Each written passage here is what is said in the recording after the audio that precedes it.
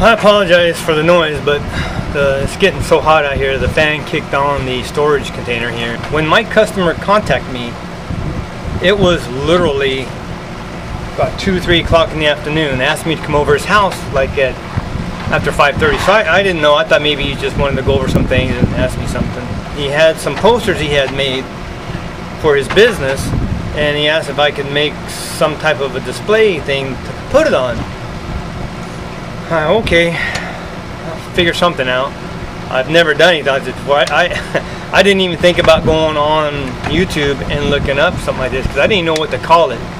So when I got home, I'm thinking, oh my God, I don't even know where to begin. I actually went in a different direction, and I was up till 3:30 in the morning doing this to get it done for him, and I had to deliver it by 8 o'clock next morning. So yeah, I was a little bit tired. I was thinking 24 by 36 piece of wood. I would put, it's almost like, it's not paper, but almost like a cloth type paper that it had printed on, you know, big print of his company and everything. So I was thinking, okay, I laid on this, I'm gonna make a frame that goes around that piece of wood so I can slide this over and lock it in and just put like 4 or 5 screws around to hold the frame around that piece. Well, after about 2 hours of Mickey Mouse with that, it wasn't going to work. It didn't come out right. I scrapped that idea and I started doing something else. And what I came up with is what I'm going to show you. This is the end product, so it's going to be much easier to follow versus the headache and trial and error that I went through prior to this. And the only reason I'm doing this because you may think I don't need a display easel, but the possibilities of this basic design are endless.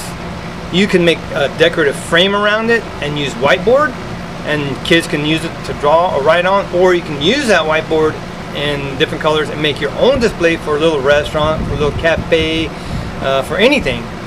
Or you could paint it black with that chalk black stuff and make a chalkboard out of it, make your little tray, mount it on the bottom. I mean, this basic design has endless possibilities. You can tweak it and just go completely crazy with it, whatever you need it to be. I may end up even making one later for my grandchildren, but like I said, they're only a year old, so this is kind of a little bit down the road yet.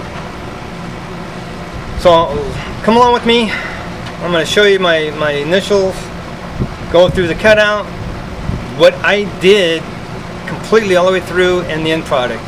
I got a sheet here, 3/4 inch sheet of birch plywood, and I have a little jig that I made. I have a 4 foot and an 8 foot, so I can use it on big sheets.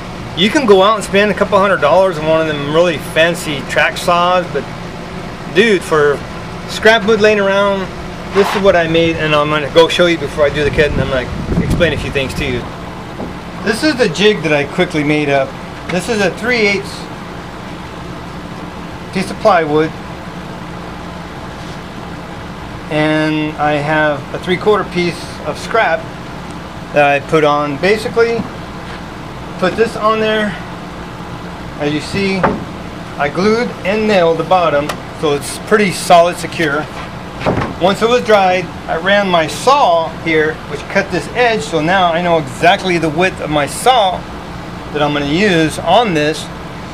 Once that was done, I just measured out. I wanted enough space here to have the ability to clamp, and my saw still passed without hitting the clamp.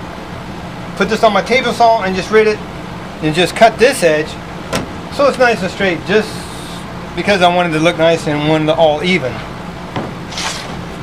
Now when you set this up to cut, one thing to remember: if you're measuring this way and this is going to be the piece you're using, if I cut this at 24 and rip it, it's actually going to be a little bit less 24 because of the width of the blade. Now if I was to mark it 24 and the 24 was this side, it will cut right on the edge and it'll be perfect. But the front piece, if this is your piece you're saving that you're cutting the width, add on 1/8 of an inch to compensate for the width of the blade. It is noteworthy. So I will set this at 24 1/8.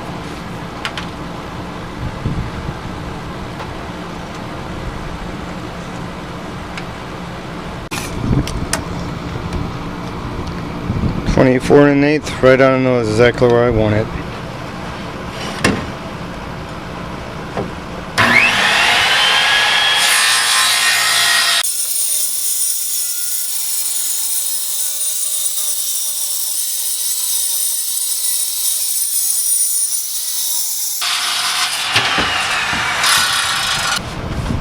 Now let's cut it down to 36.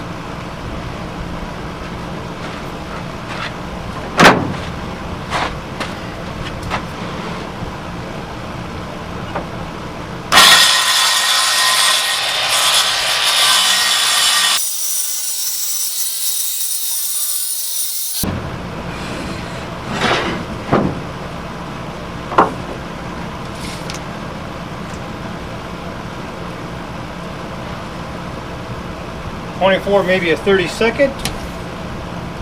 36 on the nose. It's good. For the legs, there really isn't any specific height. Of course, if you're going to make it for a child, you want it lower to the ground. So I came up with, where I mount it on the back of the board, I came up with 54-inch legs. So I'm going to cut these down to 54 inches. I'm going to trim off one end so they're square, flip it over, measure 54, and cut the other side.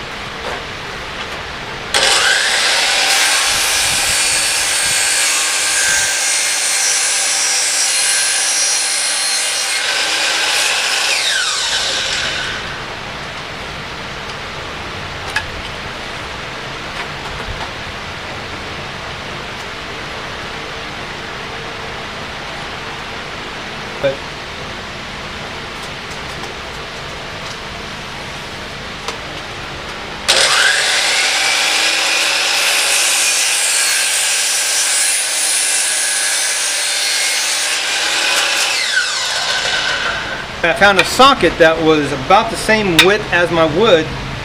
Put the socket on there, trace the circle, took my bandsaw, cut the edges, took a sander. I mean, this doesn't have to be perfect. Just sanded the edges, and this is basically my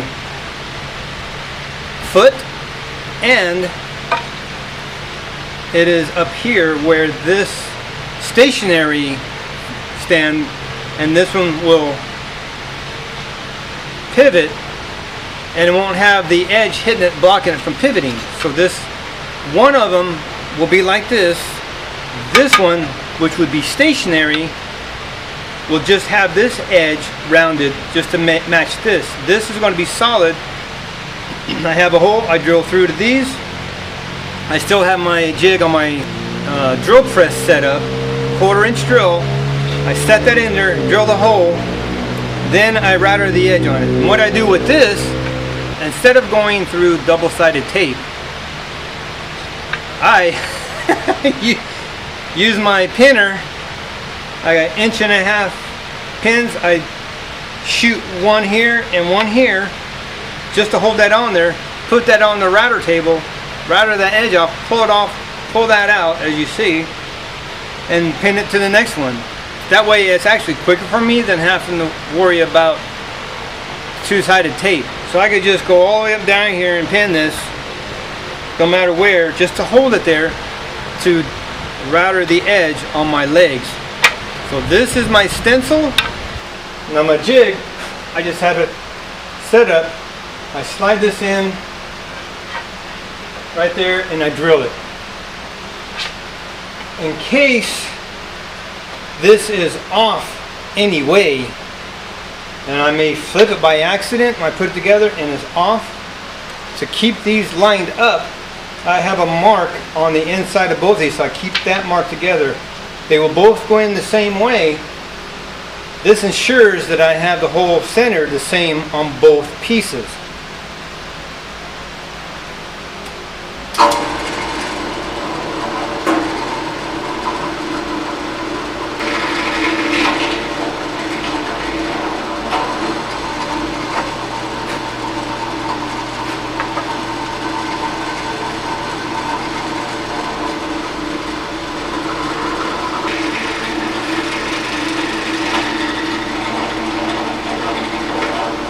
The way I mount this jig on here, or my template, I have a mark on here where I always put my square to make sure I get even on each one the same way. So I put my mark right there, make sure this is all the way up to it. Just feel the sides, make sure it's centered on there. It's all the way up. I just hold it, put a little pin in there. Then I go to the back here, make sure it's good, put one back here somewhere. And that's it. Stick this on the router table and I route this edge. Now with my $20 yard sale router table here, I got this set. I have a bottom roller and I have a top roller, but on this I'm just using the bottom. And I'm going to go over this gently, so I want to make sure I keep an eye on what's going on here.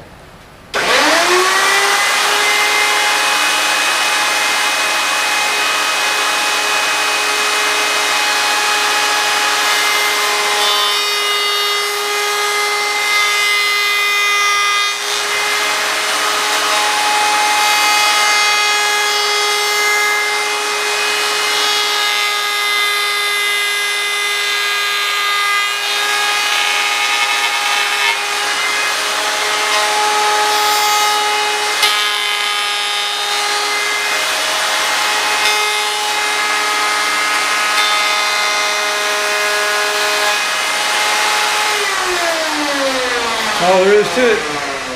Pop this off, pull the nails out, attach the other three, and that's how I do it.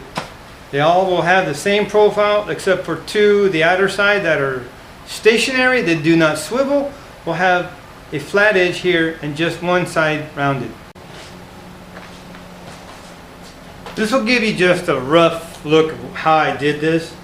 Basically I had some leftover oak that is about 3 3/8. I use that as a guide along the edge of my board to butt this against, and I mount my stationary leg to the board using this. I have a piece of poplar that's 3 1/4, and that's why I have the squared end that will butt up against that. This butts up against the side. I hold it there. And what I end up doing, I go 2 inches from the bottom, 2 inches from the top.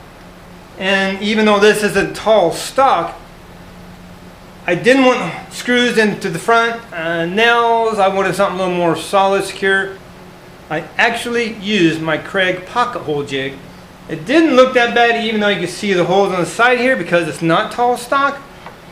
But that didn't bother me. It's just for a display easel. You're not looking in the back, you see the front. It comes out really well. So my next step now, I'm going to mark this on both sides so they're equal, and I'm going to drill the 5 pocket holes on each of the stationary sides. So I'm going to put these together, measure 2 inches down and 2 inches up from the top, mark my center, and mark center to that on each side. Don't have to be exact, but I want them uniform. One there. Let's see, put them about right there. And forgot what the measurement was there, like 28 1/2. So I'm at 14 1/4. I said, doesn't be exact, I'm just going to get them close there. Put one there. And I'll do 7 inches, 7 1/8, somewhere around there. I just put it right there. And like I said, I'm just going to go about 7 1/8. I'll do one right there. So there's all my marks. They will be uniform on both sides. One there, 2, 3, 4, 5. Now I have this already set up for 3/4 stock. So what I'm doing is I'm just lining this up with the center hole. That's where my mark is, and on the back you see the little slot there. I'm just sure that's on their level. Lining up about center.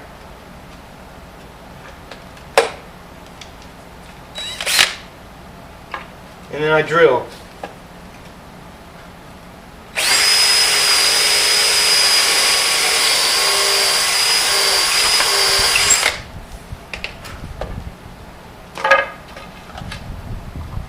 And that's what it looks like. I sand the edge here, so I got a nice little hole thing right there. And that's what I do on both sides, all the way down. And I put the mark so I make sure I got it on the correct inside of each one. So I'm going to drill all these and we'll be done.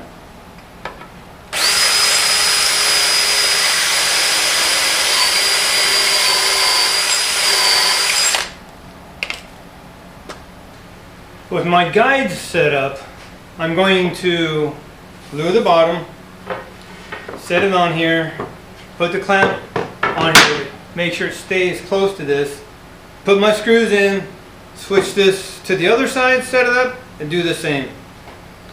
Glue this up, and we'll get going.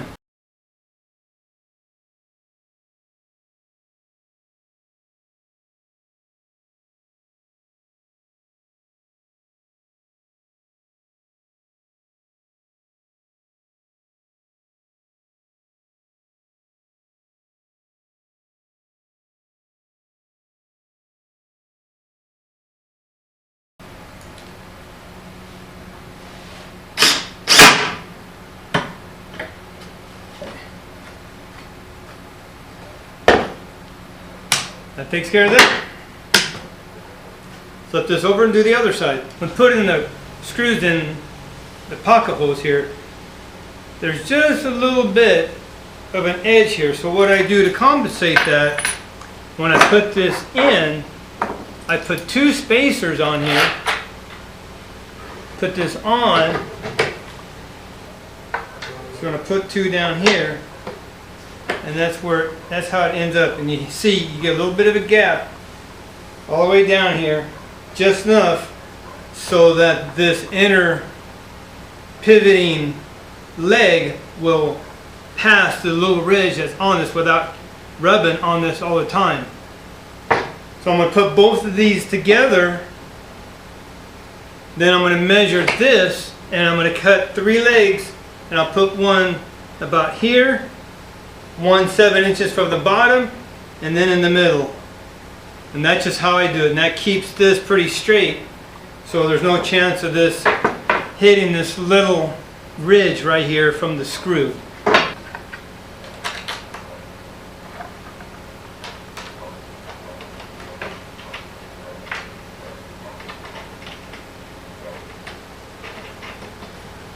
These are 1/4 bolts that I'm using. Carriage bolt. Make sure I got that in the right way.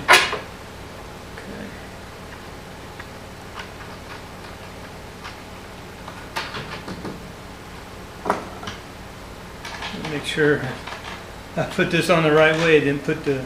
Oh, I did.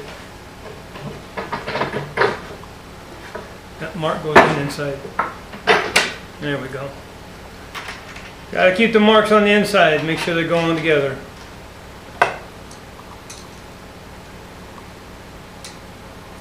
Now I just hold this. You could probably pound this in actually before you do this. I just never have, and it's not a big deal, so I just hold it so it doesn't move. Socket would actually work better.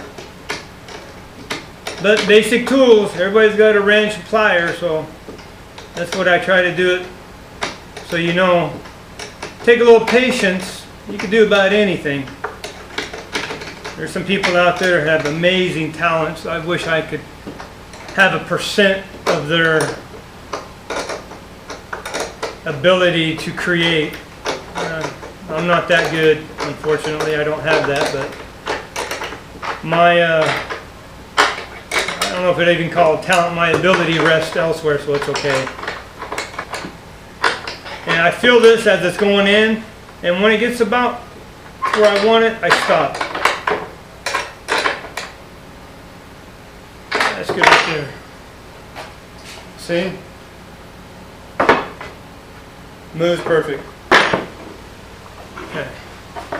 There we go. Cool. 17 3/16.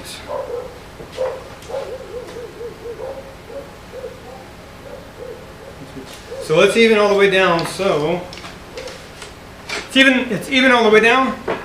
That means I will make my cut even all the way down, and I'm going to go just a feather under 14. And we'll keep this straight all the way down. So we'll keep these boards straight, so they'll go in and out, and it'll be just right. So this one, we're going to go about 10 inches down. So it doesn't have to be exact science. Just going to put them about right there. That looks good to me. I don't care.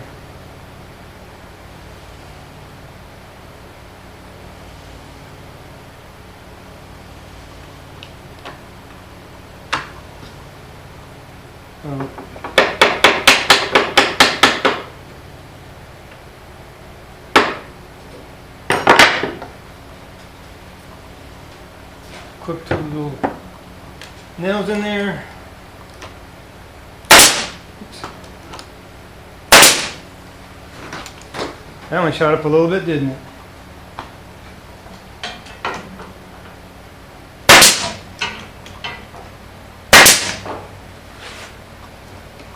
There you go.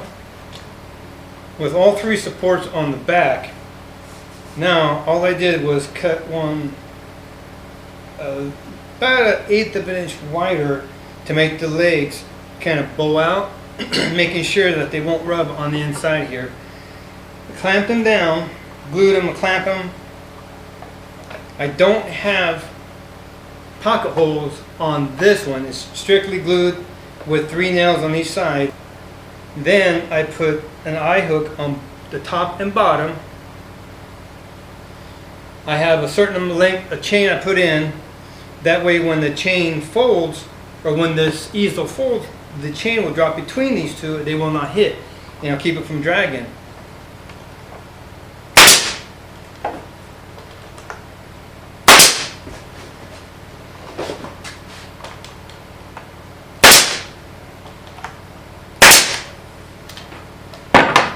Now that I've had this thing dry for about an hour, I came back out. You see I put the screws in all the pocket holes, so each one of those have the chain on it. I hook the chain on eye hooks. I just centered it, put the eye hook in, put the chain on. So now when this thing's closed, see how the chain just dips in there, doesn't get in the way. Store it, and when you get someplace you need to set it, spread it over, set it down, and as far as it's going to go, it won't open up any further, it won't fall down. This is a basic easel. You can change this, customize it, I mean go completely crazy with this. You can make it smaller, wider, taller, up to you. Paint this with chalk, use it for a chalkboard. Put whiteboard on here, make a little tray down here for kids, cut the legs and make it shorter. But this is the basic, simple, easy, very versatile, and open to a completely customized to your need. As always, thank you, truly. Thank you so much for watching. You never know what I might do that may interest you, so I don't expect you to watch everything I put out, but if you follow me on Twitter, I will tweet out what's coming out so you'll know. So if you want to watch it, you can. If it's something that may interest you, you may want to watch it. Subscribe, hit the notification button so you are notified when they come out. And truly, man, I am very thankful for you taking the time to watch. Just take a break from everything in life, at the job, even family sometimes gets overwhelming. And I know. Just go out there, even if it's just cleaning off the bench. Just get out there to your shop, your garage, your space, your basement. In my case, it's my shack. That's what I call it. It's my shop. It's my shack. Just get out there, take some time, clean something off, make an area, and make a little project. Make it for a friend. Make it for family always. Most importantly, because Just get out there and make it for your sanity, dudes.